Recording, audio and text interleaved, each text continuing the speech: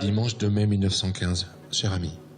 Enfin, je puis t'écrire avec un peu de tranquillité, maintenant que la grande bourrasque... Les mots de Poilu et de leurs proches résonnent à Volney. Entendu parler de cette attaque. Une exposition rassemble une myriade de témoignages sur la Première Guerre mondiale. Tous les moyens de destruction ont été employés par ces bandits. Pauvre pays. Sur la vie au front et à l'arrière. Ruinés déjà par les sanglants. Les Volnésiens ont des choses dans leur grenier, ont des choses chez eux à nous montrer.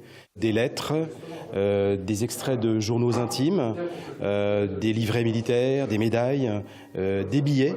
Il était important de les impliquer tout de suite, donc on a fait un avis à population, on a fait des affiches très officielles pour demander aux gens de participer à ce projet.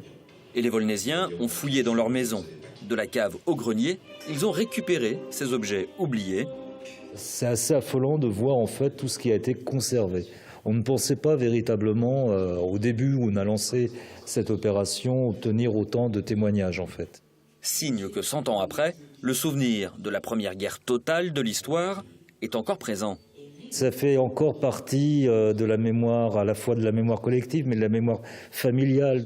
De l'ingénieur en passant par le paysan, de l'ouvrier en passant par l'instituteur, ils étaient tous impliqués, ils ont tous en fait souffert et ont eu la même souffrance véritablement. Parmi la centaine d'objets et documents, un cadre. À l'intérieur, 17 noms américains. C'est une brigade américaine qui a été hébergée ici à Volney pendant quelques mois avant de repartir dans l'offensive. Et malheureusement, 17 ont payé de leur vie. L'objet auparavant accroché dans l'église avait disparu, sans doute mis à l'abri lors de l'occupation pendant la Seconde Guerre mondiale. Il a été retrouvé dans les archives de la mairie il y a quelques mois seulement.